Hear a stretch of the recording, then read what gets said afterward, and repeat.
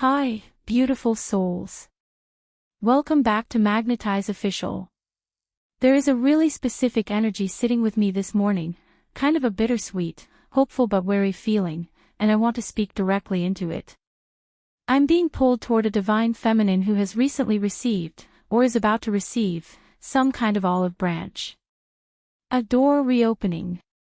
Words like, I miss you, or, can we talk, or, I've been thinking about us, something along those lines. This reading is going to be very specific, so it might not land for everyone, and that's okay. But if you've had someone recently resurface, reach out, or hint at wanting to come back into your life, I think this is for you. The phrase that keeps surfacing for me right now is, open door, closed gate. That's such a strange phrase, but I keep hearing it repeated. And what I think it means is that someone has opened a door back toward you, they're inviting you in, they're saying the reconciliation words, but there's a gate somewhere in you, a deeper part of your being, that hasn't opened to match it. And I think a lot of you are sitting in the discomfort of that mismatch right now. You want this. But something in you is holding the line. I keep hearing the word relief too. Like there's a part of you that felt genuine relief when this person reached back out, relief that you weren't imagining the connection, relief that maybe the story isn't over. That relief is real, and I don't want to dismiss it. But I feel like your guides want you to separate that relief from an actual green light. Feeling relieved that someone still wants you is not the same thing as feeling ready, safe, or aligned to let them back in. Those are two completely different signals, and I think they've been getting tangled together for you. There's something coming through about timing, too. I'm hearing that this reconciliation offer is arriving at a moment when you've just started to find your footing again. You've just started to feel a little more like yourself, a little more solid, a little more at peace without them. And now here they are, right at the exact moment you were beginning to heal, offering you a way back in. I don't think that's a coincidence, and I also don't think it's necessarily malicious. I think it's actually a really common pattern. The person on the other side often only becomes ready to reach back out once they sense, energetically, that you've begun to detach. Your healing is what created the opening for their invitation. Which is honestly a strange, almost ironic dynamic to sit inside of. I want to talk about the difference between longing and knowing, because I think that's really at the heart of this. Longing is a feeling. It's real, it's valid, it can be incredibly strong, but it is not the same thing as your soul telling you this is the right move. Your mind might be replaying the good memories right now. The early days. The way it felt when things were easy between you. But I keep hearing that you're being asked to separate the memory of what this once was from the evidence of what it actually is now. Those are not the same thing. And blending them together is what's making this decision feel so much harder than it needs to be. I keep seeing an image of someone standing in front of two mirrors.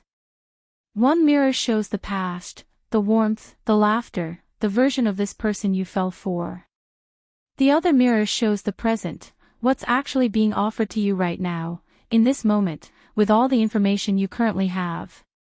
And I feel like you've been standing mostly in front of the first mirror, because it's the one that feels good to look at. But your intuition keeps quietly redirecting your gaze toward the second one, because that's the one with the real data in it. Let's talk about what's actually being offered here, because I don't think it's nothing. I don't want to dismiss what's coming through as fake or manipulative, because I don't think that's accurate either. I think there is real longing on their side too. I think this person genuinely misses you, genuinely feels the absence of your energy, and genuinely wants things to be different. That part feels true. But I keep hearing the word unfinished over and over. Whatever caused the original rupture between you, I don't think it's actually been resolved. I think what's being offered right now is a return to the relationship, without a return to the root of what broke it in the first place. This is such an important distinction, because I think a lot of you have experienced this specific pattern before. Someone comes back with all the right words, all the right energy, all the right intensity, but the actual thing that caused the disconnection in the first place is never directly named or addressed. It's almost skipped over, like both of you silently agree not to look at it too closely because looking at it too closely might collapse the whole reunion. And I feel like your intuition is the one part of you that refuses to skip that step. It keeps circling back to the unresolved thing, even when your heart is trying to just move forward. I'm hearing the card energy of the Two of Swords here, even before I've pulled anything, that image of someone blindfolded, holding two swords crossed in front of their chest, caught in a stalemate. That's the internal state a lot of you are in right now. Not confused, exactly. I think you actually know quite a lot beneath the surface, but frozen, because acknowledging what you know would mean making a decision you're not fully ready to make yet. There's something here about grief, too. I think part of why this is so hard is that saying no to a reconciliation, even one that isn't right for you, still requires you to grieve. You have to grieve the version of this relationship you wanted it to be. You have to grieve the fantasy of a clean, easy return to something familiar. Saying yes feels emotionally cheaper in the short term, because it lets you skip that grief. But I feel like your higher self is asking you to be willing to grieve now, cleanly, rather than defer that grief into a future version of this same rupture happening again. I also want to touch on something practical here, because I think it matters just as much as the energetic side of this. I keep hearing that you may be tempted to test this reconciliation quietly, almost as an experiment, without fully naming to yourself or to them what you're actually doing. Like agreeing to just talk or just catch up, while secretly using it as a way to gather evidence about whether they've changed. I don't think there's anything wrong with taking things slowly, but I do think there's a difference between slow and honest versus slow and covert. If you're going to re-enter contact with this person, even lightly, I feel like your intuition wants you to be transparent with yourself about what you're actually testing for, rather than pretending it's casual when it isn't. Otherwise you risk gathering information inside a dynamic where neither of you is being fully honest about what's actually happening, which tends to muddy the read you get back. There's also something coming through about your nervous system specifically. I think a lot of you have spent so long managing the anxiety of this person's absence that your body may actually respond to their return with a flood of relief that gets misread as certainty. Your body might relax the moment contact resumes, simply because the waiting is over, not necessarily because the situation itself has become safe. I think it's worth slowing down enough to notice the difference in your own physical experience. The relief of the waiting ending is not the same sensation as the calm of true safety, even though they can feel remarkably similar in the first few moments. Let's pull some cards here and see what wants to come through more specifically. Give me 1 second. Okay. So the first card that comes up for the person reaching out to you is the Six of Swords. This is a card of transition, of moving away from turbulent waters towards something calmer, but interestingly, it's often depicted as a reluctant journey. The figures in this card aren't necessarily excited to be moving, they're moving because they have to, because staying where they are has become unsustainable. I think this tells us something important. I don't think this person is reaching out to you purely out of desire. I think part of what's driving this is that their own life, without you in it, has become uncomfortable in some way. That doesn't mean the feelings aren't real. But it does mean the motivation is layered, there's genuine longing, and there's also a kind of fleeing from discomfort, and those two things are tangled together inside their approach to you. Next to it, I'm seeing the Four of Cups reversed. This is such an interesting card to see here, because the Four of Cups upright is about apathy, about being so lost in your own internal world that you miss an offer being extended to you. Reversed, it often signals someone finally waking up, finally noticing what they overlooked, finally becoming aware of an opportunity or a person they previously took for granted. So I think this confirms something. This person likely did take you for granted while you were together, and this reaching out is at least partly them waking up to that, now that the option of you is no longer guaranteed. But here's where it gets more complicated. Underneath those two cards, I'm pulling the Five of Pentacles. This card is about scarcity, about feeling locked out in the cold, about lack, but it can also represent an unhealed wound around unworthiness or exclusion. And I feel like this card is describing the actual root of the original rupture. Something about feeling excluded, feeling like there wasn't enough room for them, feeling like they were on the outside of something. I don't know the specifics of your situation, only you know that.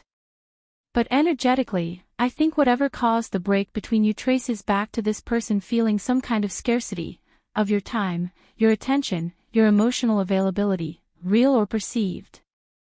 And this is the piece I don't think has been addressed in their reaching out to you. I think they're offering you the Six of Swords. Let's move forward, let's leave the storm behind, and the Four of Cups reversed. I see you now, I was asleep before, without actually going back to sit with the Five of Pentacles, without actually naming and healing whatever created that original sense of scarcity or exclusion. And I think your intuition already knows this. I think that's exactly the discomfort you've been sitting with, even if you haven't had the language for it until just now. I'm also seeing the Hierophant reversed here, which often points to unconventional or unspoken rules, a relationship where the real expectations were never clearly communicated, where there was an unspoken structure that one or both of you were operating inside of without ever naming it out loud. I think this relates to the confusion around what actually went wrong. If the rules were never spoken, it becomes very hard to know if they've actually changed now. Underneath all of this, I'm pulling the Star.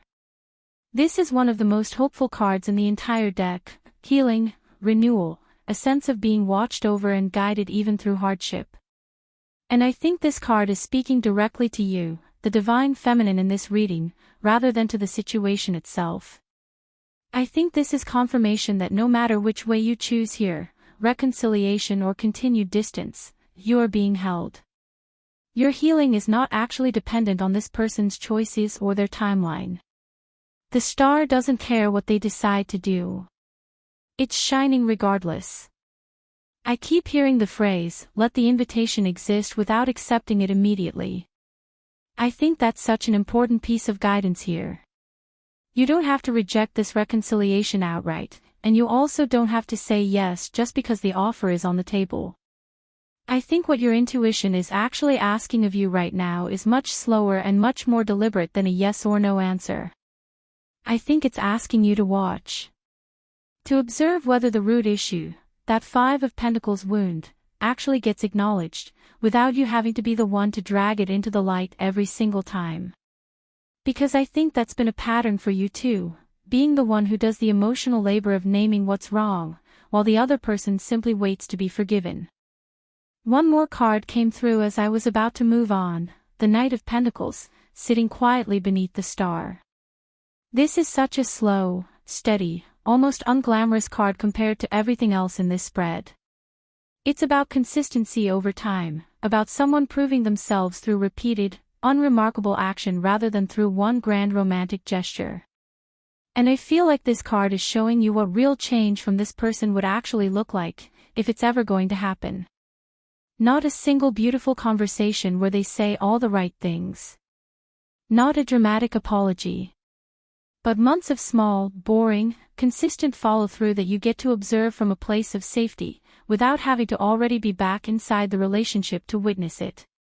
I want to say something that I think is really important here. Wanting you back is not the same thing as being capable of holding you well. Someone can miss you with their whole chest and still not have done the internal work required to actually be a safe, stable container for your energy long-term. I think a lot of the pain in this specific pattern comes from confusing the intensity of someone's longing with the quality of their readiness. Those are separate metrics, and I feel like your intuition has been quietly, patiently trying to teach you the difference between the two. There's also something coming through about your own role in this, gently. I think part of your growth right now is learning to trust that ambivalence is information, not a flaw. You don't need to force yourself into clarity before you're actually clear. If part of you wants to reconcile and part of you wants distance, both of those parts are allowed to exist at the same time, and you don't owe anyone, including yourself, a premature resolution of that tension. I think the pressure to decide quickly is coming from outside of you, from the other person's timeline, from a fear of losing the option if you wait too long. But real alignment rarely responds well to urgency. It tends to reveal itself slowly, through repeated observation, not through a single dramatic conversation. I'm being shown one more image before we close out the main reading, a bridge that's only half built, with the other person standing on their side gesturing for you to cross. And I think the real question isn't whether you want to cross. I think the real question is whether the bridge is actually finished on their end, or whether crossing right now would mean stepping out into empty air, trusting that the rest of the structure will somehow appear beneath your feet once you're already committed to the crossing. I think your intuition wants you to wait until you can actually see the whole bridge, not just the part closest to you. I'm going to close the main reading here. If any of this connected with you, I'd genuinely love to hear about it in the comments below. And if you're new here, please consider subscribing. We have such a grounded, thoughtful community growing on this channel, and I love seeing you all show up for each other in the comments as much as you show up for these readings. Otherwise, I'm sending each of you so much love and light today. Whatever door has opened for you recently, I hope you give yourself full permission to look at it slowly, without pressure, without rushing toward relief just because relief feels good in the moment. Trust the pace your intuition is setting, even when it's slower than you'd like it to be. Stay close to the channel. I'll be back soon with more readings, and if anything else comes through connected to this specific theme, I'll absolutely be sharing it here. Until next time, sending you so much love.